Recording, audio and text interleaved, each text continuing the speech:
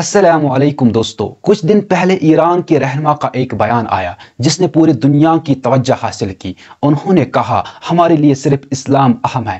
اس ایک جملے نے لوگوں کو سوچنے پر مجبور کر دیا۔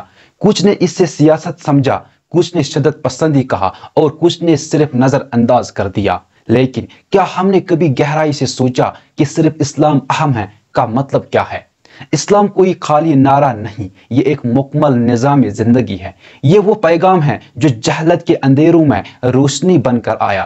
جب لوگ بیٹیوں کو زندہ دفن کر دیتے تھے، اسلام نے ان کو عزت دی۔ جب لوگ نسل، زبان اور رنگ کے نام پر ایک دوسرے کو کمتر سمجھتے تھے، اسلام نے کہا اللہ کے نزدیک سب سے معزز وہ ہیں جو سب سے زیادہ پرہیزگار ہو۔ تو اگر آج کوئی کہتا ہے کہ ہمارے لیے صرف اسلام اہم ہے تو کیا وہ غلط کہتا ہے؟ کیا ہم نے خود اسلام کو اہم سمجھا ہے؟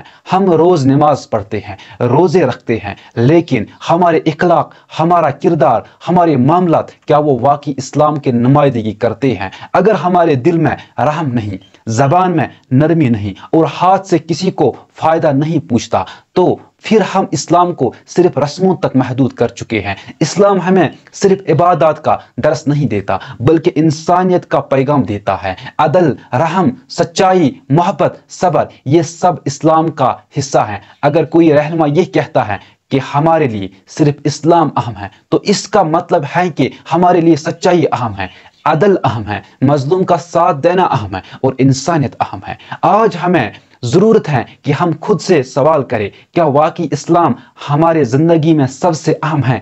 کیا ہم نے اس سے صرف زبانی دعوے تک محدود کر دیا ہے؟ اسلام کو اہم کہنا آسان، لیکن اسلام پہ چلنا اصل امتحان ہے۔ دنیا کے حالات جیسی بھی ہو، سیاست جیسی بھی ہو، اگر ہم اسلام کی اصل روح کو سمجھ جائے تو ہماری سوچ، ہمارا رویہ اور ہمارا معاشرہ بدل سکتا ہے۔ ہمیں کسی سے نفرت نہیں کرنی، کسی پر الزام نہیں لگانا، ہمیں صرف اپنے عمل کو اسلام کے مطابق ڈالنا ہے۔ یہی اصل انقلاب ہے۔ اللہ ہمیں وہ نظر دے جو سچ کو پہچان سکے اور وہ دل دے جو انصاف، محبت اور رحم سے لبریز ہو۔ اسلام صرف مذہب نہیں، یہ ایک روشنی ہے، ایک راستہ ہے اور ایک ذمہ داری بھی۔ اللہ ہمیں اس راستے پر چلنے کی توفیق دے، آمین۔ والسلام علیکم ورحمۃ اللہ وبرکاتہ۔